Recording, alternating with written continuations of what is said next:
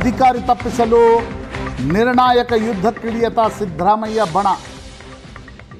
KPCC ಅಧ್ಯಕ್ಷ ಸ್ಥಾನ ಬದಲಾಗಬೇಕು, ಡಿಸಿಎಂ ಅಂದ್ರೆ ಕಿರೀಟ ಅಲ್ಲ, ಕೆಎನ್ ರಾಜಣ್ಣ ವಾಗ್ದಾಳಿ. ಡಿಕೆ ಶಿವಕುಮಾರ್ ಅವರ ಅಧಿಕಾರವನ್ನೇ ಪ್ರಶ್ನೆ ಮಾಡ್ತಾ ಇದೆ ಸಿದ್ದರಾಮಯ್ಯ ಬಣ. ಉಪಮುಖ್ಯಮಂತ್ರಿ ಸ್ಥಾನ ಅಂದ್ರೆ ಕಿರೀಟ ಅಲ್ಲ.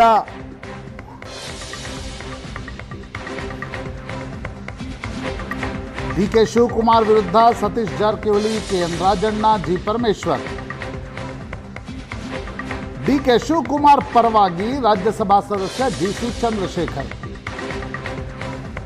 GC Chandrashekhar versus KN Rajanna ವಾಗ್ದಾಳಿ ಕೂಡ ಇವತ್ತು ನೋಡ್ಲಿಕ್ಕೆ ಸಿಕ್ಕಿದೆ.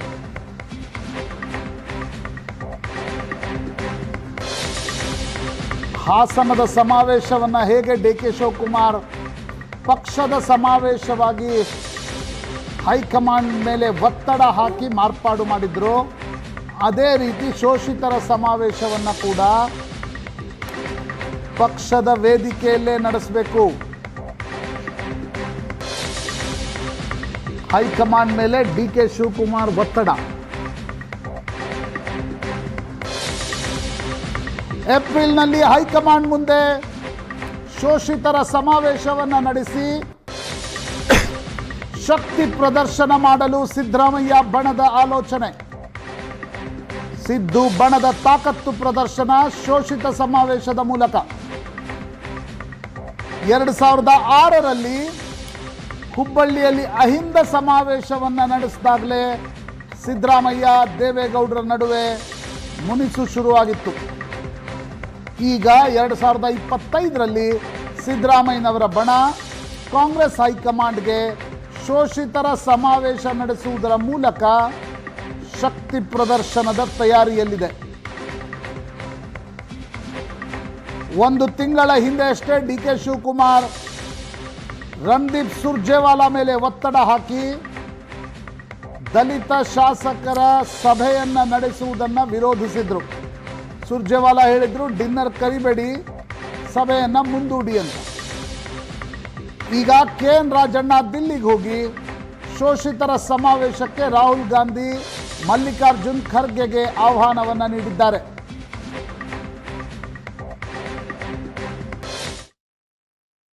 ಅವ್ರು ಇರ್ಬೇಕಂತ ನಮ್ದು ಆಸೆ ಇದೆಲ್ಲ. ಇಂದು ಕೂಡ ನಾನು ಹೇಳಿದ್ದೇನೆ, ಅವ್ರು ಒಂದ್ ವೇಳೆ ನಿವೃತ್ತಿ ಆದರೂ ಕೂಡ ಪಕ್ಷದ ಪರವಾಗಿ ಕೆಲಸ ಮಾಡಬೇಕಂತ ಹೇಳಿದ್ದೆ. ಸೊ ಅವ್ರು ಬೇಕೇ ಬೇಕು ನಮಗೆ. ಅವರು ಸ್ಥಾನದಲ್ಲಿ ಇಲ್ಲಂದ್ರೂ ಸ್ಪರ್ಧೆ ಮಾಡದಿದ್ರು ಪಕ್ಷದ ಪರವಾಗಿ ಇರ್ಬೇಕು ಅವರು. ಅದ್ರ ನಮ್ಗೆ ಗೆಲ್ಲಲಿಕ್ಕೆ ಅನುಕೂಲ ಆಯ್ತು, ಅದರಲ್ಲೇನು ಪ್ರಶ್ನೆ ಇಲ್ಲ. ಬಿಜೆಪಿ ಯಡಿಯೂರಪ್ಪನವರು ಇಳಿಸಿ ಎಡವಟ್ಟು ಮಾಡ್ಕೊಂಡು ಆ ರೀತಿ ಆಗಬಾರ್ದು ಅನ್ನುವಂಥದ್ದು ಅದಾದ ಪ್ರಶ್ನೆ ಇಲ್ಲ. ಅದನ್ನ ಆಲ್ರೆಡಿ ಹೇಳಿದ್ದೀನಿ, ಅವ್ರು ಬೇಕು ನಮಗೆ. ಅವ್ರು ನಿವೃತ್ತಿ ಆದರೂ ಬೇಕೇ ಬೇಕು. ಅಟ್ಲೀಸ್ಟ್ ಒಂದು ಅವಧಿಗೆ ಹೊಸ ನಾಯಕ ತಯಾರಾಗುವವರೆಗೆ ಸಿದ್ದರಾಮಯ್ಯ ಅವರ ಬೆಂಬಲ ಅವಶ್ಯಕತೆ ಇದ್ದೇ ಇದೆ ನಮ್ಮ ಪಕ್ಷ. ಸಿದ್ದರಾಮಯ್ಯನವರು ನಮ್ಮ ಮುಖ್ಯಮಂತ್ರಿಗಳು, ಈಸ್ ಅವರ್ ಲೀಡರ್. ಎಲ್ಲ ಚುನಾವಣೆಗೂ ಬೇಕು. ಜಿಲ್ಲಾ ಪಂಚಾಯತಿಗೆ ಬೇಕು, ತಾಲೂಕ್ ಪಂಚಾಯತಿ ಬೇಕು, ಅಸೆಂಬ್ಲಿಗೆ ಬೇಕು, ಪಾರ್ಲಿಮೆಂಟ್ಗೆ ಬೇಕು. Is our leader. Congress party ಅವ್ರಿಗೆ 2 ಬಾರಿ ಮುಖ್ಯಮಂತ್ರಿ ಕೊಟ್ಟಿದೆ. ಅವ್ರಿಗೇನು ದಿನ ಬೆಳಗ್ಗೆ ಸಾಯಂಕಾಲ ಅವ್ರ ಸುದ್ದಿ ಎತ್ಕೊಂಡು ಅವ್ರ ಹೆಸರನ್ನ ದುರ್ಬಳಕೆ ಮಾಡ್ಕೊಳ್ಳೋದು ಯಾರು ಅವಶ್ಯಕತೆನೂ ಇಲ್ಲ. ಇಡೀ ದೇಶಕ್ಕೆ ಸೆಕೆಂಡ್ ಟೈಮ್ ಒಬ್ಬ ಚೀಫ್ ಮಿನಿಸ್ಟರ್ ಕೆಲಸ ಮಾಡ್ತಾ ಇದ್ದಾರೆ, ಒಳ್ಳೆ ಕೆಲಸ ಮಾಡ್ತಾ ಇದ್ದಾರೆ. ಅದು ಬಿಟ್ಟು ನಿಮ್ಮ ಮಾಧ್ಯಮಕ್ಕೆ ಸುಮ್ಮನೆ ಹಾರ ಆಗಬಾರ್ದು ಅಂತ ನಾನು ಎಲ್ಲ ನನ್ನ ಫ್ರೆಂಡ್ಸ್ಗೆ ಗೊಂದಲ ಏನಿಲ್ಲ, ಯಾವ ಗೊಂದಲನೂ ಇಲ್ಲ, ಏನಿಲ್ಲ. ಕಾಂಗ್ರೆಸ್ ಪಾರ್ಟಿ ಪ್ರತಿದಿನ ಗಮನಿಸ್ತಾ ಇದೆ. ಮುಖ್ಯಮಂತ್ರಿಗಳ ಹೆಸರು ದುರ್ಬಳಕೆ ಮಾಡ್ಕೊಳ್ಳೋದು ಬೇಡ ಅಂತ ಏನು ಹೇಳಿದ್ರೆ ನಾನು ಕೂಡ ಸಹಮತ ವ್ಯಕ್ತಪಡಿಸ್ತೀನಿ. ಅವ್ರಿಗೆ ಹೇಳ್ಬೇಕು. ನಾವು ಮಾತೆತ್ತಿರ AICC ಹೇಳಿದ್ರು, ಹೈಕಮಾಂಡ್ ಹೇಳಿದ್ರು ಅಂತ ಅಲ್ಲ. ಅವರು AICCನ ಹೈಕಮಾಂಡ್ನ ದುರ್ಬಳಕೆ ಮಾಡ್ಕೊಳ್ಳೋದು ಬೇಡ. ಮಾತೆತ್ತಿರ AICC ಹೇಳಿ ಅವ್ರು ಅಂತಾರೆ. AICC ಏನು ಎಲ್ಲದಕ್ಕೂ ಹೇಳಕ್ ಬರ್ತಾರ? ಅಂದ್ರೆ ಡಿಕೆ ಶಿವಕುಮಾರ್ AICC ಹೆಸರನ್ನ ಪದೇ ಪದೇ ದುರ್ಬಳಕೆ ಮಾಡ್ಕೊಂಡಿದ್ದಾರೆ ಅಂತ ಆರೋಪನ? ಹೌದು, ಆರೋಪ ಅಂತ ಅಲ್ಲ, ವಾಸ್ತವಾಂಶ. ಯಾರಿಂದ ನಾನು ಪಕ್ಷದ ಶಿಸ್ತಿನ ಪಾಠ ಕಲಿಬೇಕಾಗಿಲ್ಲ. ಹೇಳಿಕೆ ಅಷ್ಟೇ. ಎಚ್ಚರಿಕೆ ಅವೆಲ್ಲ ಏನು ನಡೆಯಲ್ಲ. ಎಚ್ಚರಿಕೆ ಯಾರು ಕೇಳ್ತಾರೆ? ವೈಯಕ್ತಿಕವಾಗಿ ನನಗೆ DK ಶಿವಕುಮಾರ್ ಅವ್ರ ಮೇಲೆ ಯಾವುದೇ ರೀತಿಯ ಅಸಮಾಧಾನ ಇಲ್ಲ. ಯಾವುದು ವಿಚಾರಗಳು ಬರ್ತವೆ, ವಿಚಾರದಲ್ಲಿ ಭಿನ್ನಾಭಿಪ್ರಾಯ ಬರ್ಬೋದಷ್ಟೇ. ಹೈಕಮಾಂಡ್ ತೀರ್ಮಾನ ಮಾಡುವಾಗ ಎಲ್ಲರ ಅಭಿಪ್ರಾಯನೂ ಕ್ರೋಢೀಕರಿಸ್ಕೊಂಡೆ ತೀರ್ಮಾನ ಮಾಡೋದು. ಅವರೇನು ಏಕಪಕ್ಷೀಯವಾಗಿ ಏನು ಮಾಡಲಿಕ್ಕೆ ಹೋಗೋದಿಲ್ಲ. ಹೇಳಿಕೆ ಅಷ್ಟೇ. ಎಚ್ಚರಿಕೆ ಅವೆಲ್ಲ ಏನು ನಡೆಯಲ್ಲ. ತಪ್ಪು ಮಾಡಿದ್ರೆ ಎಚ್ಚರಿಕೆ ಕೊಡ್ಬೇಕು. ಏನು ತಪ್ಪು ಮಾಡಿದೀವ್ರಿ? ತಪ್ಪಿದ್ರು ತಾನು ಎಚ್ಚರಿಕೆ. ಯಾರು ಹೈಕಮಾಂಡ್ ಅಗೇನ್ಸ್ಟ್ಗೆ ನಾವು ಯಾರು ಹೋಗ್ತಾ ಇಲ್ಲ. ನಾವೆಲ್ಲ ಪದೇ ಪದೇ ಸ್ಪಷ್ಟನೆ ಮಾಡಿದ್ದೀವಿ. ಹೈಕಮಾಂಡ್ ಹೇಳಿದಂಗೆ ಎಲ್ಲರೂ ಕೂಡ ನಿರ್ಣಯ ಅಂತೇಳಿ ಹೇಳಿದ್ದೇವೆ. ಹೈಕಮಾಂಡ್ಗೆ ಎಗನೆಸ್ಟ್ ಅಂತ ಯಾಕೆ ಹೇಳ್ತೀರಿ? ಯಾರು ಎಗನೆಸ್ಟ್? ನಾವಿದ್ದೀವ? ಅವರಿದ್ದಾರೆ? ಯಾರಿದ್ದಾರೆ? ಯಾರೂ ಇಲ್ಲ. ದೆಹಲಿನಲ್ಲಿ ನಾನು ವೇಣುಗೋಪಾಲ್ ಅವ್ರನ್ನು ಭೇಟಿ ಮಾಡಿದ್ದೇನೆ, ಖರ್ಗೆ ಅವ್ರನ್ನು ಭೇಟಿ ಮಾಡಿದ್ದೇನೆ, ಸುರ್ಜೇವಾಲ ಅವ್ರನ್ನು ಭೇಟಿ ಮಾಡಿದ್ದೇನೆ. ಅವರಿಗೆ ಪಕ್ಷದ ಹಿತದೃಷ್ಟಿಯಿಂದ ಏನು ನನ್ನ ಭಾವನೆಗಳೇನಿದ್ದಾವೆ ಅದನ್ನು ನಾನು ಅವ್ರಿಗೆ ಹೇಳಿದ್ದೀನಿ. ಅಷ್ಟು ಹೊರತುಪಡಿಸಿ ಅದನ್ನೆಲ್ಲ ಮಾಧ್ಯಮದ ಮೂಲದಲ್ಲಿ ಹಂಚಿಕೊಳ್ಳಿಕ್ಕೆ ಸಾಧ್ಯ ಇಲ್ಲ. ಈ ಒಂದು ಶೋಷಿತ ಸಮುದಾಯಗಳಲ್ಲಿ ಒಂದು ರೀತಿಯ ಅವೇರ್ನೆಸ್ ಅರಿವನ್ನ ಮೂಡಿಸ್ತಕ್ಕಂಥ ಸಮಾವೇಶವೇ ಹೊರತು ಯಾರೊಬ್ಬರ ವಿರುದ್ಧ ಮಾಡ್ತಕ್ಕಂಥದ್ದಲ್ಲ. ಅದ್ರ ಜೊತೆಯಲ್ಲಿ ಪಕ್ಷಕ್ಕೂ ಕೂಡ ಹೆಚ್ಚು ಅವರನ್ನೆಲ್ಲ ಆಕರ್ಷಿತರನ್ನಾಗಿ ಮಾಡ್ತಕ್ಕಂಥ ಉದ್ದೇಶದಿಂದ ಮಾಡುವಂಥದ್ದು. ಅದರಲ್ಲಿ ಯಾರು ಏನು ತಪ್ಪು ಹುಡುಕ್ತಕ್ಕಂಥದ್ದು ಸಮಂಜಸ ಆದಂಥದ್ದಲ್ಲ. ಅದರಲ್ಲಿ ನಾವೇನು ಯಾರು ಬೇರೆ ಪಾರ್ಟಿಯವ್ರನ್ನ ಕರೆಯಲ್ಲ. ಬರೀ ಕಾಂಗ್ರೆಸ್ ಪಕ್ಷದ ಮುಖಂಡಗಳನ್ನ, ಖರ್ಗೆ ಅವ್ರನ್ನ, ರಾಹುಲ್ ಗಾಂಧಿ ಅವ್ರನ್ನ ಕರೆಸಿ ಆ ಒಂದು ಸಮಾವೇಶ ಮಾಡಬೇಕು ಅಂತಕ್ಕಂಥದ್ದು ನಮ್ಮೆಲ್ಲರ ಚಿಂತನೆ ಇದೆ. ಅದನ್ನು ನಾವು ಸೂಕ್ತ ಸಮಯದಲ್ಲಿ ಸೂಕ್ತ ಜಾಗದಲ್ಲಿ ಮಾಡ್ತೇವೆ. ನೋಡಿ, ನಾನೇನು ಹಠಕ್ಕೆ ಬಿದ್ದಿಲ್ಲ. ಅಂತಿಮವಾಗಿ ನಮ್ಮ ರಾಷ್ಟ್ರದ ಹೈಕಮಾಂಡ್ ಏನಿದೆ ಕಾಂಗ್ರೆಸ್ ಪಕ್ಷದವರು ಅವರ ಏನು ನಿರ್ಣಯ ಮಾಡ್ತಾರೆ ಅದಕ್ಕೆಲ್ಲ ಬದ್ರಿದೀವಿ ನಾವು. ಸಭೆಯವರಿಗಿರುತ್ತೆ ಅನ್ನುವಂಥ ವಿಚಾರಕ್ಕಲ್ವಾ? ಅದೊಂದು ಅವರೇ ಬರೆದಿದ್ದಾರಲ್ಲ. ನಾವು ಮತ್ತೆ ಮಧ್ಯದಲ್ಲಿ DCM ಹೆಚ್ಚುವರಿ ಬೇಕಂತ ಮೊದಲೇ ಶುರು ಮಾಡಿದ್ರಿ. ನಾನು ಲೋಕಸಭಾ ಚುನಾವಣಾ ಪೂರ್ವದಲ್ಲಿ ಪ್ರಸ್ತಾಪ ಮಾಡಿ ಸತ್ಯ. ಅದು ಆಗಿದ್ದಿದ್ರೆ ಇನ್ನೂ ಹೆಚ್ಚು ಸೀಟ್ಗಳು ನಮಗೆ ಗೆಲ್ತಾ ಇದ್ದು. ಏನೇನು DCM ಅನ್ನೇನು ಹೊಸದಾಗಿ ಏನು ಕಿರೀಟ ಇಡ್ತಾರ ಅವ್ರಿಗೆ? ಏನು ಕಿರೀಟ ಇರೋದಿಲ್ಲ. ನಾನು ಮಾಡ್ತಾ ಇರೋದಲ್ಲಪ್ಪ, ಪೂರ್ಣಾವಧಿ CM ಅಂತ ನಾನೇನು ಹೇಳಿದ್ದಲ್ಲ. ಬೇರೆ ಎಲ್ಲ ಸಚಿವರೆಲ್ಲ ಹೇಳಿದ್ದಾರೆ. ಅದರಲ್ಲಿ ನಾನು ಹೇಳ್ತೀನಲ್ಲ, ಏನೇ ನಾವು ಅಭಿಪ್ರಾಯ ಹೇಳಿದ್ರು ಕೂಡ ಅಂತಿಮ ನಿರ್ಣಯ ಮಾಡೋದು ಕೇಂದ್ರದ ಹೈಕಮಾಂಡ್ ಇರ್ತಾರೆ. ಇದೇ ವಿಷಯದ ಬಗ್ಗೆ ಇವತ್ತು ಮಾತಾಡ್ತೀವಿ. ಹಲವು ಜನ ಗಣ್ಯರು ನಮ್ಮ ಜೊತೆಗಿರ್ತಾರೆ. ನನ್ನ ಕೊಲೀಗ್ ಪ್ರಶಾಂತ್ ನಾಥ್ ಇದ್ದಾರೆ. ಪ್ರಶಾಂತ್, ಕಾರ್ಯಕ್ರಮಕ್ಕೆ ಸ್ವಾಗತ. ಶಂಕರ್ ಶೆಟ್ಟಿ, ರಾಜಕೀಯ ವಿಶ್ಲೇಷಕರು, ನಮ್ಮ ಜೊತೆಗಿದ್ದಾರೆ. ಕಾರ್ಯಕ್ರಮಕ್ಕೆ ತಮಗೂ ಕೂಡ ಸ್ವಾಗತ. ರಾಜು ಗೌಡ ಅವರು JDSನಿಂದ, ನಾಗರಾಜ್ ಯಾದವ್ ಕಾಂಗ್ರೆಸ್ನಿಂದ ಇದ್ದಾರೆ. BJPಯಿಂದ ಕೆಲವೇ ಕ್ಷಣಗಳಲ್ಲಿ ಸುರಭಿ ಹೂದಿಗೆರೆ ನಮ್ಮನ್ನು ಜಾಯ್ನ್ ಆಗ್ತಾರೆ. ಪ್ರಶಾಂತ್ ಇದ್ದಾನೆ. ಚರ್ಚೆ ಆರಂಭಿಸ್ತೀನಿ. ಪ್ರಶಾಂತ್, ತುಂಬ ಗ್ರಾಸ್ ಕಂಪ್ಯಾರಿಸನ್ ಅನಿಸಿದ್ರು ಕೂಡ ಒಂದೊಂದು ಸೆಂಟೆನ್ಸ್ ಹೇಳಬಹುದು ಅನ್ನೋದಾದರೆ, BJPಗೆ ಯತ್ನಾಳ್ ಆಗ್ತಿದ್ದಾರೋ ಹಾಗೆ ಕಾಂಗ್ರೆಸ್ಸಿಗೆ KN ರಾಜಣ್ಣ ಆಗ್ತಿದ್ದಾರಾ? ಗ್ರಾಸ್ ಕಂಪ್ಯಾರಿಸನ್ ಇದೆ. ಅದೇ ನನಗನ್ಸುತ್ತೆ ಅವು ಅಲ್ಲಿನ ಪರಿಸ್ಥಿತಿ ಹಾಲಾತ್ ಬೇರೆ ಇವೆ, ಹಾಲತ್ಗಳು ಬೇರೆ. ಬಟ್ ಯಾವಾಗ ಯತ್ನಾಳ್ರು ಏನು ಮಾಡ್ತಿರ್ತಾರೋ ಅಂತ BJP ಅವ್ರಿಗೆ, ಏನು ಮಾತಾಡ್ತಾರೋ ಅಂತ BJP ಅವ್ರಿಗೆ ಟೆನ್ಷನ್, ಯಾವಾಗ ರಾಜಣ್ಣ ಏನು ಮಾತಾಡ್ತಾರೋ ಅಂತ ಕಾಂಗ್ರೆಸ್ನವ್ರಿಗೆ ಟೆನ್ಷನ್.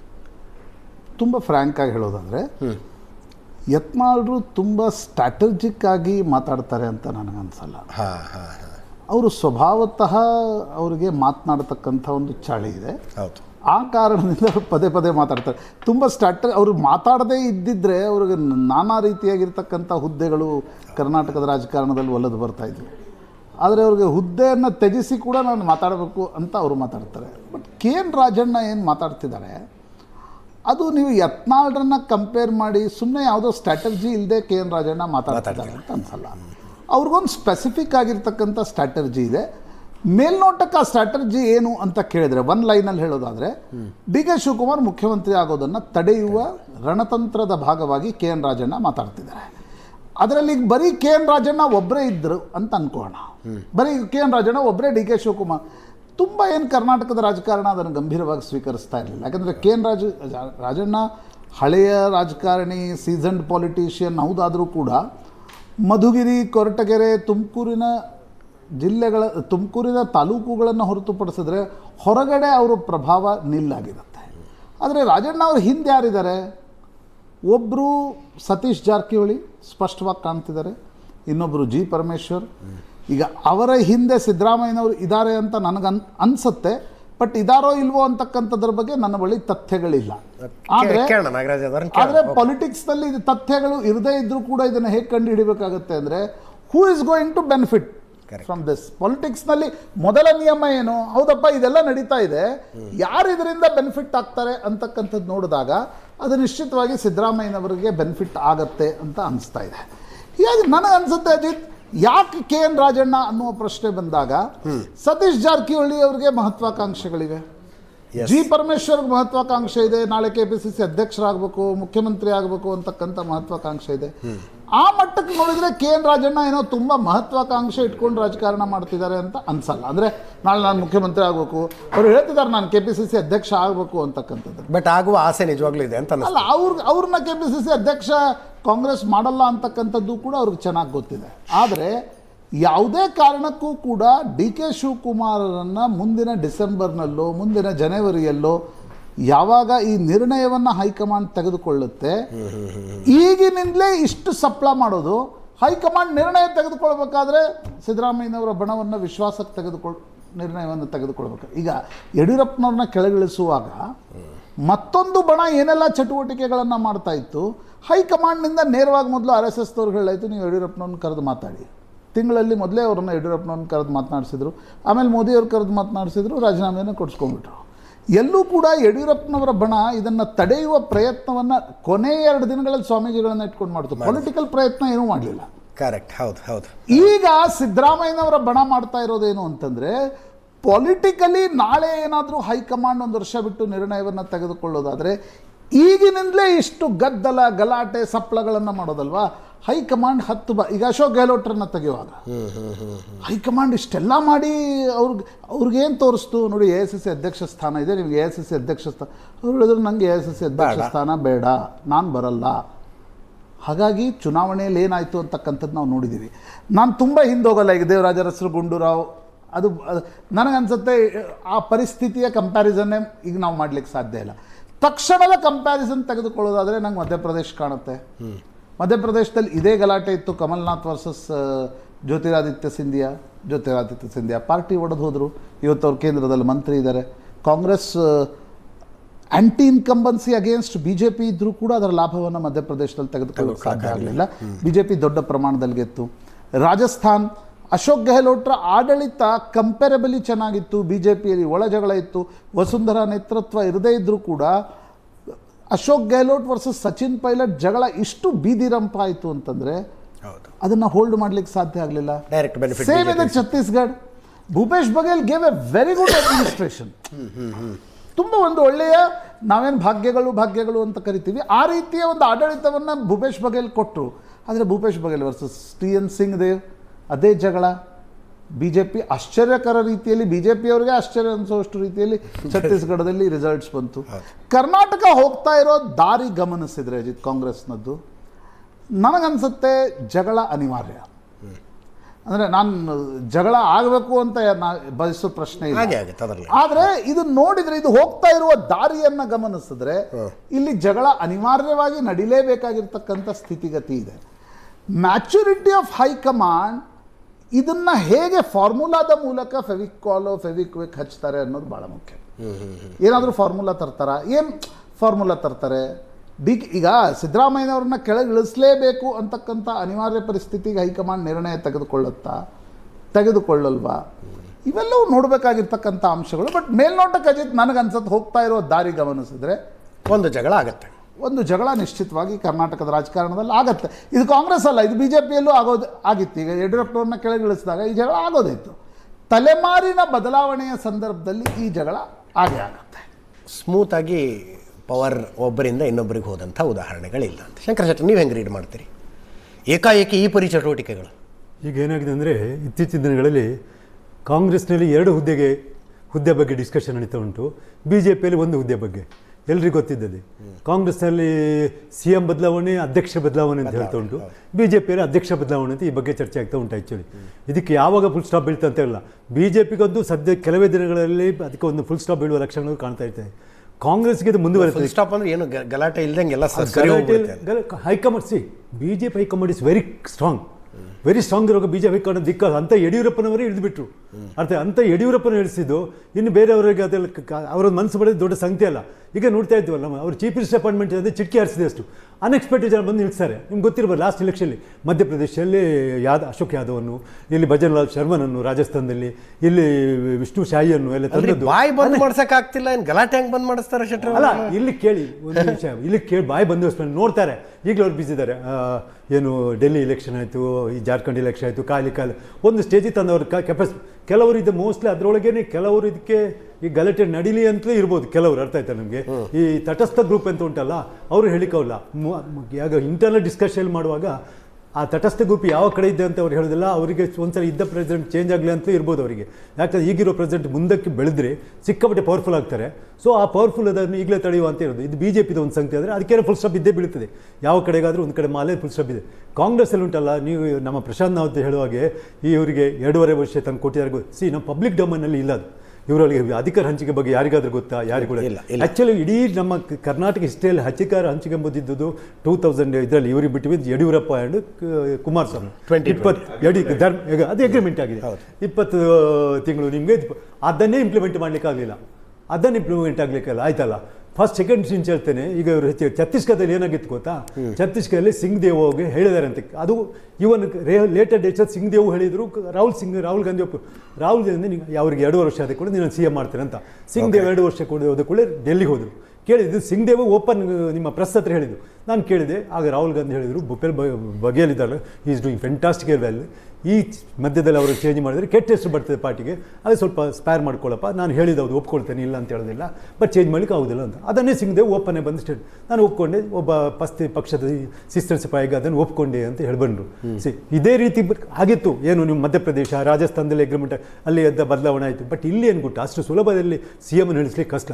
ಇವನ್ ಹೈಕಮಾಂಡ್ ಮೈಂಡ್ ಮಾಡಿದ್ರು ಕೂಡ CM ಇಳಿಸ್ಲಿಕ್ಕೆ ಕಷ್ಟ. ಯಾಕಂದ್ರೆ ಇದನ್ನು CM ಇಳಿಸೋದು ಸಂಗತಿ ಯಾರು ಗೊತ್ತಾ? ಶಾಸಕರ ಕೈಲಿರೋದು. ಹೈಕಮಾಂಡ್ ಹೇಳಿದರೆ ಮತ್ತೆ ಇವ್ರು ಒಪ್ಪಿದ್ರೆ ತಾನಾಗಿ ಹೋಗ್ತೇನಪ್ಪ ಅಥವಾ ಹಿಂಬಲಕ ಸರ್ ಬಿಟ್ಟುಕೊಡಿ ಸರ್ CM ಪೋಸ್ಟ್ ಅಲ್ಲ. CM ಇಳಿಸುವಂಥದ್ದು ಶಾಸಕರ ಕೈಯಲ್ಲಿದೆ. ಬಟ್ ಶಾಸಕರು ಯಾವಾಗ CM ಆರಿಸಿದ್ದಾರೆ? ಶಾಸಕರು ಎಷ್ಟು ಸಲ ಆಗಿದೆ ಅದು ಹಾಗೆ? ಶಾಸಕರದ ಒಪಿನಿಯನ್ ಮೇಲೆ CM ಸೆಲೆಕ್ಷನ್ ಗೊತ್ತಿಲ್ಲ. ಸೀಕ್ರೆಟ್ ಬ್ಯಾಲೆಟ್ ಆಗಿದೆ. ಸೀಕ್ರೆಟ್ ಬ್ಯಾಲೆಟ್ ಅದು ಎಲ್ರಿಗೂ ಗೊತ್ತು, ಹೌದಲ್ವಾ? ಸೀಕ್ರೆಟ್ ಬ್ಯಾಲೆಟ್ ಅಲ್ಲಿ ಅದು ಅವ್ರು ಡಿಸ್ಕ್ಲೋಸ್ ಮಾಡಿಲ್ಲ. ಅದು ಅವ್ರಿಗೇನೆ ಗೊತ್ತು. ಹೈಕಮಾಂಡ್ನವ್ರಿಗೆ ಯಾರವರ ರಾಯಭಾರಿಗೆ ಬಂದಿದ್ರು ಅವ್ರಿಗೆ ಮಾತ್ರ ಗೊತ್ತದು.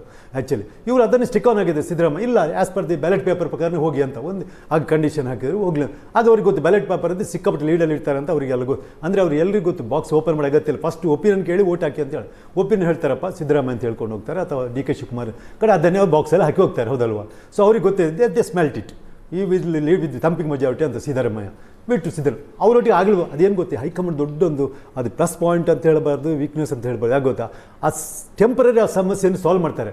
ಟೆಂಪರರಿ ಆಗ ಆಯ್ತಪ್ಪ, ಈಗ 2.5 ವರ್ಷಕ್ಕೆ ನಮ್ಮ ಸಿದ್ದರಾಮಯ್ಯ ಇರಲಿ, ಮುಂದೆ DK ಶಿವಕುಮಾರ್ರೆ ನೀವು ಉಪಮುಖ್ಯದ ಆಗ್ತೀರಿ, ಪಾರ್ಟಿ ಪ್ರೆಸಿಡೆಂಟ್ ಆಗಿ ಕಂಟಿನ್ಯೂ ಆಗ್ತೀರಿ, ಯಾವುದಿಲ್ಲ ನಿಮ್ಮನ್ನು ಮುಂದಕ್ಕೆ ಮಾಡ್ತೇನೆ ಮಾತು ಕೊಟ್ಟಿರ್ಬೋದು. ಇಲ್ಲ ಅಂತೇಳಿ ಮಾತು ಕೊಟ್ಟಿಲ್ಲದ್ರೆ ಈಗ ಈ ರಾಜಣ್ಣ, ಪರಮೇಶ್ವರು, ಜಾರಕಿಹೊಳಿ ಎಲ್ಲ ಮಾತಾಡಲಿಕ್ಕೆ ಇರಲಿಕ್ಕಿಲ್ಲ. ಅವ್ರಿಗೆ ಅದು ಗೊತ್ತಿರಬೇಕು. ಮಾಸ್ಟ್ ಗೊತ್ತಿಲ್ಲ. ಅದಕ್ಕೆ ಸಿದ್ದರಾಮಯ್ಯ ಒಂಥರ ಸ್ಟ್ರೈಟ್ ಫಾರ್ವರ್ಡ್ ಇಳ್ಬೋದು ಅಂತ ಅವ್ರಿಗೆ ವಾಲಂಟಿಯರ್ಗೆ ಇಳಿಯುವ ಚಾನ್ಸ್ ಉಂಟು ಹೈಕಮಾಂಡ್ ಹೇಳಿದರೆ. ಸೊ ಅದನ್ನು ಇಳಿಯೋದಾಗ ಎಲ್ಲ ಪ್ರಯತ್ನಗಳನ್ನು ಮಾಡೋದು ಅವರು ಸರ್ವ ಪ್ರಯತ್ನ ಮಾಡ್ತಾ ಇದ್ದಾರೆ. ಅದರ ಅಂಶವಾಗಿ ಅವರು ಒಂದೊಂದು ಸ್ಟೇಟ್ಮೆಂಟ್ ಕೊಡ್ತಾ ಇದ್ದಾರೆ. ಈಗ ಮತ್ತೇನು ಗೊತ್ತಾ, ಇವನ್ ಪುಣೆ ಅವ್ರು ಹೇಳಿದ್ರು ಮತ್ತೊಮ್ಮೆ ಶಾಸಕರ ಒಪಿನಿಯನ್ ತಗೊಳ್ಳುವ ಅಂತ ಒಂದು ಬಾಲ್ ಹಾಕ್ಬೋದು ಅವರು. ಆ್ಯಕ್ಚುಲಿ ಮತ್ತೊಮ್ಮೆ ಶಾಸಕರ ಒಪಿನಿಯನ್ ತಗೊಳ್ಳು, ಆಗಲೂ ಸಿದ್ದರಾಮಯ್ಯನಿಗೆ ತಂಪಿಂಗ್ ಮೆಜಾರಿಟಿ ಸಿಗ್ತದೆ. ಸೊ ಇಷ್ಟು ಸುಲಭದಲ್ಲಿ Siddaramaiah is a mass leader. ಮತ್ತು ಕೆಲವರಲ್ಲಿ ಸ್ಟೇಟ್ಮೆಂಟ್ ಕೊಡೋದು ಸಿದ್ದರಾಮಯ್ಯ ಮುಂದಿನ ಚುನಾವಣೆಗೂ ಬೇಕಂತ. ಕರೆಕ್ಟ್. ಮತ್ತು ಸಿದ್ದರಾಮಯ್ಯ ಕಾಂಗ್ರೆಸ್ಸಲ್ಲಿ ಅವ್ರಿಗೇನಾದರೂ ಇವರಿಗೆ ಅವಮಾನ ಆದಾಗೆ, ಯಾರಿಗೆ ಯಡಿಯೂರಪ್ಪನವ್ರು ಕಣ್ಣೀರು ಹಾಕ್ಕೊಂಡು ರಾಜೀನಾಮೆ ಕೊಟ್ಟೋದ್ರಲ್ಲ, ಅದೇ ರೀತಿ ಅವ್ರಿಗೆ ಆದರೆ ಪಾರ್ಟಿಗೆ ದೊಡ್ಡ ಹೊಡೆತ ಬೀಳ್ತದೆ. ಅವರು ಒಂದು ವಾಲಂಟಿಯರ್ ಆಗಿ ಏನೋ ಅವರು ಒಪ್ಪಿಗೆ ತಗೊಂಡು ಅವರನ್ನು ಇಳಿಸಿದ್ರೆ ಮಾತ್ರ ಕಾಂಗ್ರೆಸ್ಸಿಗೆ ಫ್ಯೂಚರ್ ಉಂಟು. ಇಲ್ಲದ್ರೆ ಅವರ ಮನಸ್ಸು ನೋಯಿಸಿ ಅವರನ್ನು ಇಳಿಸಿದ್ರೆ ಖಂಡಿತ ಕಾಂಗ್ರೆಸ್ಗೆ. ಯಾಕಂದರೆ ಅವರೊಂದು as on today is mass leader. Not only ಅದು ಪಾರ್ಟಿ, ಎಂಟೈರ್ ಸ್ಟೇಟಲ್ಲಿ ಅವರಷ್ಟು ದೊಡ್ಡ ಮಾಸ್ ಲೀಡರ್ ಇಲ್ಲ ಆ್ಯಸ್ ಆನ್ ಡೇಟ್. ಸೊ ಇದನ್ನು ಸಂದರ್ಭಕೊಂಡು ಅವ್ರು ಮಾತಾಡ್ತಾನೆ ಇಲ್ಲ. ನೋಡಿ, ಅವ್ರ ಹಿಂಬಾಲಕರು ಮಾತಾಡ್ತಾರೆ. ಮುಂದಕ್ಕೆ ಏನಾಗ್ತದೆ ಗೊತ್ತಿಲ್ಲ. ಎಲ್ಲಿ ತನಕ ಇರ್ತದೆ ಅಂತ ಹೇಳಿದರೆ ಒಂದು ಜಗಳ ಆಗುವ ಚಾನ್ಸಸ್ ಉಂಟು. ಅಷ್ಟರೊಳಗೆ ಇವ್ರು ಬಿಲ್ಡಪ್ ಮಾಡ್ತಾರೆ. ಯಾರು ನಮ್ಮ DKC ಕೂಡ ಸ್ವಲ್ಪ MLA ಸಪೋರ್ಟ್ಗಳು. ಆದರೂ ಈ never come near to the Siddaramaiah. DKCಗೆ ಅವ್ರ ಅಡ್ವಾಂಟೇಜ್ ಏನು ಗೊತ್ತಾ, ಕೆಲವು MLAಗಳು ಕಾಲಾಂತರ ಕ್ರಮೇಣವಾಗಿ DKC ಕಡೆ ಪಕ್ಷಾಂತರ ಆಗೋ ಚಾನ್ಸ್ ಉಂಟು. ಯಾಕೆ ಗೊತ್ತಾ, ಅವ್ರಿಗೆ ಏಜ್ ಫ್ಯಾಕ್ಟ್ ಉಂಟು. ಸೊ ಮುಂದೆ ಅವ್ರು ಲೀಡರಾಗಿ ಇರ್ತಾರೆ ನಮಗೆ. ಸೊ ಇವರೊಟ್ಟಿಗೆ ಹೋಗುವಪ್ಪ ಅಂತ ಒಂದು ಆಸೆ ಇರ್ತದೆ. ವ್ಯಾರಾಸ್ ಸಿದ್ದರಾಮಯ್ಯಂದು ನಾನು ಈ ಎಲೆಕ್ಷನ್ ಲಾಸ್ಟ್, ಇನ್ನು ಮುಂದೆ ಹೋಗಲ್ಲ ಅಂತ ಹೇಳ್ತಾರೆ. ಸೊ ಈ ರೀತಿ ನೋಡುವಾಗ ಸೇಲವ್ರು ತಟಸ್ಥರೇ ಇರುವ ಚಾನ್ಸಸ್ ಉಂಟು ಈ ಸಲ. ಬಟ್ ಅಧಿಕಾರ ಹಸ್ತಾಂತರ ಅಂತೂ ಕಾಂಗ್ರೆಸ್ಸಲ್ಲಿ ದೊಡ್ಡ ಕಗ್ಗಂಡ. ಅನ್ಲೆಸ್ ಸಿದ್ದರಾಮಯ್ಯ ಸಾಕಪ್ಪ, ಅವರಿಗೆ ಒಂದು ಆಸೆ ಉಂಟದ್ದು ಸಿದ್ದರಾಮಯ್ಯಂದು ಡೇಸ್ ಬ್ರೇಕ್ ಮಾಡಬೇಕಂತ. ಯಾರು Devaraj highest number of days as A CM ಇದ್ದದನ್ನು ಅಂತ. ಅದನ್ನು ನವಂಬರ್ಗೆ ಡಿಸೆಂಬರ್ಗೆ ಅಲ್ಲಿ ಕೊನೆಗೆ ಅಲ್ಲಿ ಅವರು ವಾಲಂಟಿಯರ್ ಬಿಟ್ಟು ಹೋದ್ರು. ಮತ್ತು ಅವ್ರನ್ನ ಅಷ್ಟೊಂದು ಅಧಿಕಾರಕ್ಕೆ ಅಷ್ಟೊಂದು ಆಸೆ ಪಟ್ಟಿರುವವರ ಕಾಣಲ್ಲ ಯಾರು ಸಿದ್ದರಾಮಯ್ಯನವರು. ಅವರ ನಡತೆ ಬಿಹೇವಿಯರ್ ಎಲ್ಲ ನೋಡಿದರೆ ಆ್ಯಕ್ಚುಲಿ. ಬಟ್ ಕೆಲವರು ಬಿಡುವುದಿಲ್ಲಲ್ಲ. ನಾನು ಹೋಗ್ತೇನೆ, ಹೈಕಮಾಂಡ್ಗೆ ಒಂದು ಮಾತು ಕೊಟ್ಟಿದ್ರೆ ಹೈಕಮಾಂಡ್ ಹೇಳಿದ್ರು. ಅಧಿಕಾರಕ್ಕಾಗಿ ಆಸೆ ಪಡದೇ ಇರುವ ರಾಜಕಾರಣಿಗಳಿದ್ದಾರಾ? ಅಲ್ಲ, ಅಷ್ಟೊಂದು ಆ ವರ್ಡ್ ನಾನು ಯೂಸ್ ಮಾಡಿದೆ. ನಮ್ಮದು ಅಷ್ಟೊಂದು ಕೆಲವರು ತುಂಬ by ಹುಕ್ಕರ್ I will be the CM ಅಂತ ಇರ್ತಾರೆ. ಹುಕ್ಕರ್ ಅಂತ ಅಂಥ ಸ್ಟೇಜ್ಗೆ ಇವರು ಹೋಗ್ಲಿಕ್ಕಿಲ್ಲ ಅಂತ ನಾನು ಹೇಳ್ತೇನೆ. ಕೆಲವು ಸಂದರ್ಭದಲ್ಲಿ ಹೈಕಮಾಂಡ್ ನಾನು ಬೆಲೆ ಕೊಡ್ತೇನೆ, ಹಾಗೆ ಮಾಡಿದರೆ ಅವ್ರನ್ನ ನೆಕ್ಸ್ಟ್ ಎಲೆಕ್ಷನ್ ನಾನು ಕೆಲವು ಎಲೆಕ್ಷನ್ ಕಂಟೆಸ್ಟ್ ಮಾಡೋದು ಪಬ್ಲಿಕಲ್ಲಿ ವಾಗ್ದಾನ ಮಾಡಿದ್ದೇನೆ. ಇದೆಲ್ಲ ಹೇಳ್ತಾ ಇದು ಆ ರೀತಿಯಾಗಿ ನೋಡುವಾಗ ಈ ಅಷ್ಟು ಸುಲಭದಲ್ಲಿ ಅವರನ್ನು ಮನವೊಲಿಸಿ ನಿಲ್ಲಿಸಬೇಕು ಶಿವೈ. ಇಲ್ಲಪ್ಪ ನೀನು ಇಡೀ ಅಂತ ಯಡಿಯೂರಪ್ಪನವ್ರು ಇಳಿಸಿದ್ರಲ್ಲ ಆ ರೀತಿ ಎಲ್ಲರಿಗಿಂತ ಸ್ಪಷ್ಟವಾಗಿ ಡಿ ಕೆ ಶಿವಕುಮಾರ್ ಅವ್ರಿಗೆ ಗೊತ್ತಿದೆ ಯಾವುದು ಮನವೊಲಿಸಿ ಕೆಳಗಿಳಿಸಬೇಕೆ ಹೊರತು ಗದ್ದಲ ಮಾಡಿ ಈ ಸ್ಟಿಲ್ ಅವ್ರು ಹೇಳ್ತಾ ಇದ್ದಾರೆ, ಇವತ್ತು ಹೇಳಿದ್ದಾರೆ, ಮೊನ್ನೆ ಹೇಳಿದ್ದಾರೆ, ಹಿಂದೆ ಹೇಳಿದ್ದಾರೆ, ಸಿದ್ದರಾಮಯ್ಯ ಇಸ್ ಮೈ ಲೀಡರ್ ಅಂತ ಹೇಳ್ತಾರೆ. ಸಿದ್ದರಾಮಯ್ಯ ಫಸ್ಟ್ ಅವ್ರಿಗೆ ಗೊತ್ತು, ಸಿದ್ದರಾಮಯ್ಯನವ್ರ ಮನಸ್ಸು ಸರಿ ಮಾಡಿದ್ರೆ ಎಲ್ಲ ಇದು ತಣ್ಣಗಾಗ್ತದೆ ಅಂತ ಹೇಳ್ಕೊಂಡು ಆಕ್ಚುಲಿ ಅದು ಬಹುಶಃ ಸಿದ್ದರಾಮಯ್ಯನವ್ರಿಗೂ ಗೊತ್ತಿದೆ ಏನು. ಹೌದು, ಅದು ಆ ಕಾರಣದಿಂದ ಈಗ ಆ ಕಾರಣದಿಂದ ಇಲ್ಲಿ ಇದಾಗ್ತದೆ. ಈಗ ಪ್ರಶಾಂತ್ ಮಾತಾಡೋದು ಭಾಳ ವಿಶ್ಲೇಷಣೆ ಮಾಡಿ ಕೊನೆಗೆ ಹೇಳೋದು ಜಗಳ ಅನ್ನೋದು ಇನ್ನೋವೇಟಬಲ್ ಅನ್ನೋ ಮಾತಿಗೆ ಮಾತಾಡ್ತಾ ಇದ್ರು. That is not the true ಅನ್ನೋ ಮಾತು ಹೇಳ್ತೀನಿ. ಶೆಟ್ಟರ್ ಹೇಳ್ತಾ ಇದ್ರು ಸಿದ್ದರಾಮಯ್ಯ ಸಾಹೇಬರು ಯಾವ ರೀತಿಯಲ್ಲಿ ಅಂತ ಒಂದು ಪ್ರಬಲವಾದ ನಾಯಕರಿದ್ದಾರೆ, ಅವರ ಪ್ರಬಲ ನಾಯಕತ್ವವನ್ನು ಒಪ್ಕೊಂಡಿರ್ತಕ್ಕಂಥದ್ದು ಎಲ್ಲ ವಿಚಾರಗಳು ಹೇಳಿದ್ರು. ಮತ್ತು ಬಿ ಜೆ ಪಿಯಲ್ಲಿ ಆದಂಥ ವಿಚಾರಗಳು ಕಾಂಗ್ರೆಸ್ ಅಲ್ಲದು ಭಾಳ ಹೊಡೆದದ್ದು. ಅದು ಆ ಪರಿಜ್ಞಾನ ನಮಗೆಲ್ಲರಿಗೂ ಕಾರ್ಯಕರ್ತರಿಂದಲೂ ಎಲ್ಲ ಲೀಡರ್ಸ್ಗಳು ಗೊತ್ತಿರತಕ್ಕಂಥದ್ದೇ. ಡಿ ಕೆ ಯಾವಾಗಾದರೂ ಒಂದು ಬಿ ಜೆ ಪಿಯಲ್ಲಿ ಇರ್ತಕ್ಕಂಥದ್ದು ನೋಡಿದ್ದೀವಿ. Difference of opinion with the leaders ಅವ್ರ ಭಿನ್ನಮತ ಅಂತಕ್ಕಂಥದ್ದು ಸೀನಿಯರ್ ಲೀಡರ್ಸ್ ವರ್ಸಸ್ ವಿಜಯೇಂದ್ರ ಇರ್ತಕ್ಕಂಥದ್ದು. ನಮ್ಮ ಕಾಂಗ್ರೆಸ್ಸಲ್ಲಿ ಇರ್ತಕ್ಕಂಥದ್ದು ಏನು ವಿಚಾರಗಳು ಅಂತಂದರೆ, ಈಗ ಡಿ ಕೆ ಶಿವಕುಮಾರ್ ಮತ್ತು ಸಿದ್ದರಾಮಯ್ಯವ್ರಿಗೆ ಭಿನ್ನಮತ ಇಲ್ವಲ್ಲ, ಎಲ್ಲೂ ಕೂಡ ಶಿವಕುಮಾರನೇ ಮಾತಾಡಿದ್ರೆ ವಿಚಾರ ಇದು ಎಲ್ಲ ಮಾತಾಡೋದು ಸತ್ಯ ಇರ್ಬೋದು ಅಂತ ಹೇಳ್ಬೋದು. ಶಿವಕುಮಾರ್ ಸಾಹೇಬರು is a contender for chief minister, no doubt about it. ಒಂದು ತಿಳ್ಕೋಬೇಕಾದ್ರೆ ಸಿದ್ದರಾಮಯ್ಯ ಸಾಹೇಬರು mass leader, D K Shivakumar ಪಕ್ಷದ ಅಧ್ಯಕ್ಷರಾಗಿ ಡೈನಮಿಕ್ ಆಗಿ ಕೆಲಸ ಮಾಡ್ತಾ ಇರ್ತಕ್ಕಂಥದ್ದು. ಇಬ್ಬರು ಒಂದೇ ನಾಣ್ಯದ ಎರಡು ಮುಖಗಳ ಕೆಲಸ ಮಾಡ್ತಾ ಇರ್ತಕ್ಕಂಥ ಎರಡು ಮಾತು ಇಲ್ಲವೇ ಇಲ್ಲ. ಅವರೆಲ್ಲ ಡಿಫರೆನ್ಸ್ಗಳು ಸಿದ್ದರಾಮಯ್ಯವರೇನೋ ಮಾತಾಡಿದ್ದಾಗಿದ್ದಾರೆ, ಇದು ಡಿ ಕೆ ಸಾಹೇಬರೇನೋ ಮಾತಾಡಿದ್ದಾಗಿದ್ದರೆ ಇದಕ್ಕೆಲ್ಲವೂ ಕೂಡ ನಾವು ಒಂದು ಮಾನ್ಯತೆ ಕೊಟ್ಟು ಮಾತಾಡಬಹುದಾಯಿತು. ಈಗ ಅದು ಯಾವುದು ಕೂಡ ಇಲ್ಲ ಕಾಂಗ್ರೆಸ್ ಅಲ್ಲಿ. Satish Jarkiholi, K N Rajanna, H C Mahadevappa ಇವ್ರು ಯಾರು ಸಿದ್ದರಾಮಯ್ಯನವ್ರು ಒಪ್ಪಿಗೆ ಇಲ್ಲದೆ ಮಾತಾಡಿದ್ರು. ನಾನು ಹೇಳ್ತೀನಿ ನಿಮಗೆ, J C Chandrashekhar D K Shivakumar ಒಪ್ಪಿಗೆ ಇಲ್ಲದೆ ಮಾತಾಡ್ಬಿಟ್ರು. J C Chandrashekhar D K Shivakumar ಒಪ್ಪಿಗೆ ಇಲ್ಲದೆ ಯಾರಾದ್ರೂ ಏನಾದ್ರು ಹೇಳಿ ಸರ್, ನಾವು ಪಾರ್ಲಿಮೆಂಟ್ ಎಲೆಕ್ಷನ್ ಮೊದಲು ಒಂದು ಶೋಷಿತರ ಸಮಾವೇಶ ಮಾಡಿದ ಮೊದಲು ಭಾಷಣ ಮಾಡಿದ ನಾನೇ. ಖಂಡಿತವಾಗ್ಲೂ ಚಿತ್ರದಲ್ಲಿ ನಡೀತಾ ಇಲ್ವೋ? ಬಹಳ ದೊಡ್ಡ ಸಮಾವೇಶನ ಮಾಡಿದ್ವಿ. ತದನಂತರ ಒಂದು ಸಮಾವೇಶನ ಮಾಡಲಿಕ್ಕೆ ಕೊಟ್ಟು ಸ್ವಾಭಿಮಾನ ಸಮಾವೇಶನ ಹಾಸನದಲ್ಲಿ ಮಾಡೋಕೆ ಹೋದ್ರಿ. ಡಿ ಕೆ ಸಾಹೇಬ್ರು ಹೇಳಿದ್ರು ಎಲ್ಲವನ್ನೂ ಪಕ್ಷದ ವೇದಿಕೆಯಲ್ಲಿ ಮಾಡೋಣ, ಅಹಿಂದ ವರ್ಗಗಳ ವಿಚಾರದ ಪಕ್ಷದ ವೇದಿಕೆ. ಇವತ್ತು ಕೂಡ ರಾಜಣ್ಣ ಅವರು ಹೇಳ್ತಾರೆ ಪಕ್ಷದ ನಾಯಕರನ್ನೇ ಕರೆದು ಪಕ್ಷದಲ್ಲಿರ್ತಕ್ಕಂಥವ್ರು ಸೇರಿಸ್ಕೊಂಡೆ ಮಾಡ್ತಕ್ಕಂಥ ಕೆಲಸವನ್ನು ಮಾಡ್ತೀವಿ. ಯಾಕಂದರೆ ಕಾಂಗ್ರೆಸ್ ಅಂತಕ್ಕಂಥ ಒಂದು ಸಾಮಾಜಿಕ ಪರಿಕಲ್ಪನೆ ಮೇಲೆ ಕಟ್ಟಿರ್ತಕ್ಕಂಥ ಒಂದು ಪಕ್ಷ ಆಗಿರೋದ್ರಿಂದ we may have difference of opinions how to do what to do. ಆದರೆ ಯಾವುದೇ ಕಾರಣಕ್ಕೂ ಕೂಡ ಮುಖ್ಯಮಂತ್ರಿಗಳು ಡಿ ಕೆ ಶಿವಕುಮಾರ್ ಹಣೆ ಮೇಲೆ ಬರೆದ್ರೆ ಮುಖ್ಯಮಂತ್ರಿ ಆಗೇ ಆಗ್ತಾರೆ ಅನ್ನೋ ಮಾತನ್ನು ನಾನು ಇವತ್ತು ಸ್ಪಷ್ಟವಾಗಿ ಮಳೆಯಲ್ಲಿ ಬರೆದ್ರೆ ನೀವು ಆಗ್ತೀರಿ, ಅದರಲ್ಲಿ ಏನಿದೆ? ನೀವು ಬೇಕಾ? ಹಾಗಾಗಿ ಹೇಳಿದ್ರು ನಾಗರಾಜ್ ಯಾದವ್ ಹಣೆ ಬರದಲ್ಲಿ ಮುಖ್ಯಮಂತ್ರಿ ಆಗೋದು ಬರ್ದಿದ್ರೆ ನಾಗರಾಜ್ ಯಾದವ್ ಮುಖ್ಯಮಂತ್ರಿ ಆಗ್ತಾರಪ್ಪ. ಅವ್ರು ಮಂತ್ರಿ ಆಗ್ಬೇಕು ಫಸ್ಟ್. ಅಲ್ಲ ಅದು ನಿಜ. ಮುಖ್ಯ ಸಿಎಂ ಆದವರಿದ್ದಾರೆ ಆ ಕಟ್ಟರಲ್ಲಿ ಹೋಗ್ಲಿ. ನಾನೇನು ಹೇಳ್ತಾ ಇದ್ದೀನಿ ಅಂದರೆ, ರಾಜಣ್ಣ ಅವರಾಗಲಿ, ಸತೀಶ್ ಜಾರಕಿಹೊಳಿ, ಡಾಕ್ಟರ್ ಪರಮೇಶ್ವರ್ ಅವರಾಗಲಿ, ಅವ್ರ ವಿಚಾರಧಾರೆಗಳು ಏನಿಟ್ಕೊಂಡಿರ್ತಾರೆ, ಮುಂದೆ ಬರ್ತಕ್ಕಂಥ ಸ್ಥಳೀಯವಾಗಿರ್ತಕ್ಕಂಥ ಚುನಾವಣೆಗಳಲ್ಲಿ ಶೋಷಿತ ವರ್ಗಗಳ ಮತಗಳು ಹಂಚುವಾಗಬಾರ್ದು ಅನ್ನೋ ಕಾರಣಕ್ಕೋಸ್ಕರವಾಗಿ ಅವರೊಂದು ಪ್ಲಾಟ್ಫಾರ್ಮ್ ರೆಡಿ ಮಾಡ್ಕೊಂಡು ಮಾಡ್ತಾ ಇರ್ತಕ್ಕಂಥ ಯೋಚನೆಗಳೇ ಹೊರತು ಸಿದ್ದರಾಮಯ್ಯನವರ ಪರವಾಗಿ ಮಾತಾಡ್ತಾ ಇರ್ತಕ್ಕಂಥ ಯೋಜನೆಗಳು ಅಂತಕ್ಕಂಥದ್ದು ತಪ್ಪು ಅನ್ನೋ ಮಾತನ್ನು ನಿಮ್ಮ ಮುಂದೆ ಹೇಳ್ತಾ ಇದ್ದೀನಿ. ಸಿದ್ದರಾಮಯ್ಯ ಸಾಹೇಬ್ರ ವಿಚಾರ ಇರ್ಬೋದು ಮತ್ತು ಡಿ ಕೆ ಸಾಹೇಬ್ರ ವಿಚಾರ ಇರ್ಬೋದು. ಆ ಶೆಟ್ಟರ್ ಮಾತು ಒಂದು ಮಾತು, ಅದ್ಭುತ ಸಂಘಟಕರಾದ ಡಿ ಕೆ ಶಿವಕುಮಾರ್ ಅವ್ರಿಗೆ ಈ ವಿಷಯ ಗೊತ್ತಿಲ್ಲ. ನಾನು ಹೇಳಿಲ್ಲ ಅವ್ರಿಗೆ. ನೋಡಿ, ನಿಮ್ಮ ಮಾತುಗಳನ್ನ ಒಬ್ಬ ಆಂಕರ್ ಆಗಿ ಒಬ್ಬ ಪತ್ರಕರ್ತ ಹೇಳಿ, ಅದು ನಾನು ಹೇಳಿ ಬರಲ್ಲ. ಕುಬೇರರ ಮಾತಿಗೆ ನಾನೇನು ಪ್ರತಿಕ್ರಿಯೆ ಕೊಡ್ಲಿ? ರಾಜಣ್ಣ ಹೇಳ್ತಾರೆ. ಒಂದು ಸರಿ ಇವ್ರು ಮಾತಾಡ್ತಾ ಹೇಳ್ತಾ ಇದ್ರಲ್ಲ, ಏನೋ ಸಿದ್ದರಾಮಯ್ಯನವ್ರನ್ನ ಹೆಸರು ಇಟ್ಕೊಂಡು ದುರ್ಬಳಕೆ ಮಾಡೋದನ್ನ ಬಿಡಬೇಕು ಅಂತ ಡಿ ಕೆ ಶಿವಕುಮಾರ್ ಹೇಳಿದ್ರೆ, AICC ಹೆಸರು ಇಟ್ಕೊಂಡು ದುರ್ಬಳಕೆ ಮಾಡೋದು ಬಿಡಬೇಕು ಅಂತ ರಾಜಣ್ಣ ಇಲ್ಲ. ಅದನ್ನ ಬಿಜೆಪಿ ಬಹಳ ಜನ ಹೇಳ್ತಾರೆ, ಸಿದ್ದರಾಮಯ್ಯನವರು ಡಿ ಕೆಗೆ ಡಿಫರೆನ್ಸ್ ಇದೆ, ಸಿದ್ದರಾಮಯ್ಯ ಹೆಸರು ಬಹಳ ರಾಜಕೀಯ ಮಾಡ್ತಾರೆ. ಬಿಜೆಪಿ ಅವ್ರು ಹೇಳಿರ್ತಕ್ಕ ಮಾತು ಯಾಕೆ ಅನ್ಕೋಬಾರ್ದು ನೀವು? AICC ಹೆಸರು ಇಟ್ಕೊಂಡು ಡಿ ಕೆ ಶಿವಕುಮಾರ್ ಅವರು ದುರ್ಬಳಕೆ ಮಾಡಿಕೊಳ್ತಾ ಇದ್ದಾರೆ ಅಂತ ಬಿಜೆಪಿ ಅವರು ಕೆ ಎನ್ ರಾಜಣ್ಣ ಹೇಳಿದ್ರು. ಹೇಳ್ತೀನಿ ಕೇಳಿ, ಬರ್ತೀನಿ. ಅದಕ್ಕೆ ಮೊದಲೇನಂದ್ರೆ ಇವರು ಮುಖ್ಯಮಂತ್ರಿಗಳ ಬದಲಾವಣೆ ಮಾಡುವಾಗ ಅವರೊಂದು ಪ್ರೊಸೀಜರ್ ಇರ್ತಕ್ಕಂಥದ್ದು. ಶಾಸಕರು ಹೈಕಮಾಂಡ್ ತೀರ್ಮಾನ ಮಾಡ್ತಾರೆ, ಎರಡು ಮಾತಿಲ್ಲ. ಅದು ಶಾಸಕರ ಅಭಿಪ್ರಾಯದೊಂದಿಗೆ ಅವರು ಒಂದು ತೀರ್ಮಾನ ಮಾಡ್ತಕ್ಕಂಥದ್ದು ನಮ್ಮಲ್ಲಿರ್ತಕ್ಕ ಪರಿಪಾಠ ಅಂತಕ್ಕಂಥ ವಿಚಾರದೇ. ಅದರಲ್ಲಿ ಎರಡು ಮಾತೇ ಇಲ್ಲ ಅಂತಕ್ಕಂಥ ಮಾತ್ರ ಅದನ್ನೇ ಪರಿಪಾಲನೆ ಮಾಡ್ಕೊ ಬರ್ತಾ ಇದ್ವಿ. ಇಲ್ಲಿ ಬರ್ತಾ ಇರೋದು ಏನ್ ಗೊತ್ತಾ, ಒಂದು ಶೋಷಿತ ವರ್ಗಗಳ ಸಂಘಟನೆ ಮಾಡಬೇಕು ಅಂತ ಮಾತಾಡ್ತಾ ಇದ್ವಿ. ಬಿಜೆಪಿ ಏನ್ ಗೊತ್ತಾ ಅವರ ಬಚ್ಚ ಇದ್ದಾನೆ, ಅವನು ತೆಗೆದಾಕ್ಬೇಕು ಅಂತ ರಮೇಶ್ ಜಾರಕಿಹೊಳಿ ಮಾತಾಡ್ತಾರೆ. ಆ ರೀತಿ ಮಾತಾಡ್ತಾ ಇಲ್ಲ. ನಾನು ಹೇಳಿಲ್ಲಪ್ಪ, I am not using that word. It is Yatnal saab Ramesh Jarkiholi statement. ಇನ್ನೊಂದು ಕಡೆ ಹೇಳ್ತಾರೆ ಯತ್ನಾಳ್ ಏನಂತಾರೆ ಗೊತ್ತಾ, ಜಗಳ ಯಾಕೆ ಆಡ್ತಿದ್ದಾರೆ ನಮ್ಮಲ್ಲಿ ಜಗಳ. Rajanna versus D K Shivakumar ಇಷ್ಟು ವಾದ. ಜಿ ಸಿ ಚಂದ್ರಶೇಖರ್ ಬಗ್ಗೆ ಏನಂದ್ರೆ ಅವರು ಈ ರಾಜ್ಯಸಭಾ ಇಟ್ಕೊಂಡು ಏನ್ರಿ ಇವರೆಲ್ಲ ಲಯಬಿಲಿಟಿ ರಾಜ್ಯಸಭಾ ವಿಧಾನ ಪರಿಷತ್ ಅಂದ್ರು. ಅವ್ರು ಬಿಜೆಪಿ ಅವ್ರ ಬಗ್ಗೆ ನಾವೆಲ್ಲ ಪ್ರತ್ಯೇಕ ಚರ್ಚೆ ಮಾಡೋಣ. ನೀವು ಈ ಜಿ ಸಿ ಚಂದ್ರಶೇಖರ್ಗೂ ರಾಜಣ್ಣಗೂ ಮಾತಾಗತ್ತೆ, ರಾಜಣ್ಣ ಅವ್ರಿಗೂ ಡಿ ಕೆ ಶಿವಕುಮಾರ್ ಹೇಳ್ತಾರೆ. ಅವ್ರು ಮಾತಾಡಕ್ಕೆ ಬಿಡೋಲ್ಲ ಪ್ರಶಾಂತ್. ನಾನು ಗುರ್ತಾಕೊಂಡು ಆಮೇಲೆ ಸರ್ ನಿಮ್ ಪ್ರಶ್ನೆ ಕೇಳ್ತಾರೆ. ಹೌದು, ನಾಗರಾಜ್ ಯಾದವ್ ಬಿಜೆಪಿಯಲ್ಲಿ ಹಂಗಂದ್ರು ಹಿಂಗಂದ್ರು ಅವ್ರದ್ದು ರಾಡಿ ಆಗಿದೆ ರೀ, ರಾಮ ರಾಡಿ ಆಗಿದೆ ಬಿಜೆಪಿ ಅವ್ರದ್ದು. ಅದ್ರ ಬಗ್ಗೆ ಎರಡನೇ ಮಾತೇ ಇಲ್ಲ. ಹಂಗಂತ ನಿಮ್ಮದು ಸಾರಿಸಿ ರಂಗೋಲಿ ಹಾಕಿರುವ ಅಂಗಳ ಅಲ್ಲ ಅಂತ ಹೇಳ್ತಾ ಇರೋದು. ಇಲ್ಲ ಅದು ಬಹಳ ಬಹಳ ಸ್ವಚ್ಛವಾಗಿರ್ತಕ್ಕಂಥ ಅಂಗಳ, ದೇರ್ ಇಸ್ ನೋ ಪ್ರಾಬ್ಲಮ್ ಅಂತ. ನೀವು ಇದನ್ನೇ ಸ್ವಚ್ಛತೆ ಅಂತೀರಿ. ಒಂದ್ ಮಾತು ಹೇಳ್ತೀನಿ ಕೇಳಿ. ಈಗ ಚಂದ್ರಶೇಖರ್ ಅವರು ಮಾತಾಡ್ತಾರೆ, ಅವರು ವಯಸ್ಸಲ್ಲಿ ಚಿಕ್ಕವರು ದೊಡ್ಡವರು, ಅವ್ರು ಕಾರ್ಯಾಧ್ಯಕ್ಷನಾಗಿ ಮಾತಾಡ್ತಾ ಇರ್ತದೆ, ಪಕ್ಷದಲ್ಲಿ ಇರ್ತಕ್ಕಂಥ ಪಕ್ಷದ ವಿಚಾರಗಳನ್ನ 4 ಗೋಡೆಯಲ್ಲಿ ಮಾತಾಡಬೇಕು ಅಂತಕ್ಕಂಥ ದೃಷ್ಟಿಕೋನ ಮಾತಾಡೋದಕ್ಕೆ I also second it, there is no problem as such. ಆದ್ರೆ ರಾಜಣ್ಣ ಅವರು ಕೆಲವು ವಿಚಾರಗಳಲ್ಲಿ ಬಹಿರಂಗವಾಗಿ ಹೇಳ್ತಕ್ಕಂಥ ವಿಚಾರಕ್ಕೆ ನಾನು ಕೂಡ ಆಕ್ಷೇಪ ವ್ಯಕ್ತಪಡಿಸ್ತೇನೆ, 2 ಮಾತಿಲ್ಲ. ಆ ವಿಚಾರಗಳನ್ನ ಹೈಕಮಾಂಡ್ ಆಲ್ರೆಡಿ ಮಾತಾಡ್ಕೊಂಡು ಬಂದಿರೋದ್ರಿಂದ whatever the decision is taken by the high command will be abided by everybody ಅನ್ನೋ ಮಾತನ್ನು ಹೇಳ್ತೀವಿ, there no doubt about it. ಆದ್ರೆ ರಾಜಣ್ಣ ಅದನ್ನ ಬರೋ ಕೂಡ ಮಾತಾಡ್ಕೊಂಡು ಬಂದು ಏನಂದ್ರೆ ಅವರ ದೃಷ್ಟಿಕೋನ ಇರ್ತಕ್ಕಂಥದ್ದು, ನಾವು ಶೋಷಿತ ವರ್ಗರ ಮತಗಳನ್ನ ವಿಭಜನೆ ಆಗ್ಲಿಕ್ಕೆ ಬಿಡಬಾರ್ದು, ಅದು ನಮ್ಮ ಜವಾಬ್ದಾರಿ ಇದೆ, ಆ ಕೆಲಸ ಮಾಡ್ತೀವಿ ಅನ್ನೋ ಕಾರಣಕ್ಕೋಸ್ಕರ ಸಮಾವೇಶ ಮಾಡ್ತಾ ಇದೀವಿ. ಅದಕ್ಕೆ ಮಾಧ್ಯಮಗಳು ಬೇರೆ ಬೇರೆ ಕಲರ್ ಕೊಡ್ತಕ್ಕಂಥದ್ದು, ಬಿಜೆಪಿ ಇದಕ್ಕಿಂತ ಮುಂಚೆ ಡಾಕ್ಟರ್ ಪರಮೇಶ್ವರ್ ಅವರು ಡಿನ್ನರು ಕರೆದಿದ್ರಪ್ಪ ಎಲ್ಲ ಶಾಸಕರುಗಳಿಗೆ, SC/ST ಶಾಸಕರುಗಳಿಗೆಲ್ಲ ಡಿನ್ನರ್ ಕರೆದಿದ್ರು. ಡಿನ್ನರ್ ನಲ್ಲಿ ಏನ್ ಕರೆದಿದ್ದೀರಿ ಅಂದ್ರೆ PUC ಮಕ್ಕಳಿಗೆ ಹಾಸ್ಟೆಲ್ ನಲ್ಲಿ ಸೀಟ್ ಸಿಗ್ತಾ ಇಲ್ಲ, ಅದನ್ನ ಚರ್ಚೆ ಮಾಡಬೇಕಾಗಿದೆ, ಅದಕ್ಕೆ ನಾವು ನಾನು ಅದನ್ನ ಹೇಳ್ತಾ ಇದ್ದೀನಿ. One of the issue was ಮಕ್ಕಳಿಗೆ ಹಾಸ್ಟೆಲ್ ನಲ್ಲಿ ಸೀಟ್ ಸಿಗ್ತಾ ಇಲ್ಲ ಅನ್ನುವಂಥದ್ದು. ಯಾವಾಗಲೂ ಕೂಡ ಸಾಮಾಜಿಕ ಕಳಕಳಿ ಕೆಲಸ ಮಾಡೋದಂತ ತಿಳ್ಕೊತಿದ್ರಿ. ನಾನು ಬೆಳಗಾಮಲ್ಲಿ ಮನೆ KDP ಮೀಟಿಂಗ್ ನಡೆದಾಗ ನಾನೇ ಹೇಳಿದ್ದೀನಿ, 20,000 ಅಪ್ಲಿಕೇಶನ್ ಬರ್ತವೆ, ಅಲ್ಲಿ ಹಾಸ್ಟೆಲ್ಗಳು ಇರ್ತವೆ, ಜಾಗ ಎಷ್ಟು ಗೊತ್ತಾ, ಬರೀ 4,000 ಮಕ್ಕಳಿಗೆ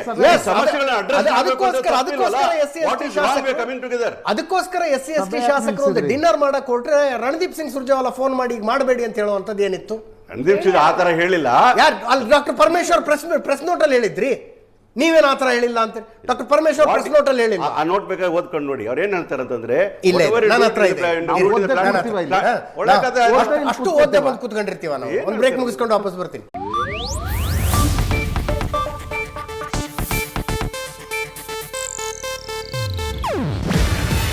ಇದು ಏಷ್ಯಾನೆಟ್ ನ್ಯೂಸ್ ನೆಟ್ವರ್ಕ್ ಪ್ರಸ್ತುತಿ. ನೀವು ನೋಡ್ತಿದ್ದೀರಾ ಏಷ್ಯಾನೆಟ್ ಸುವರ್ಣ ನ್ಯೂಸ್.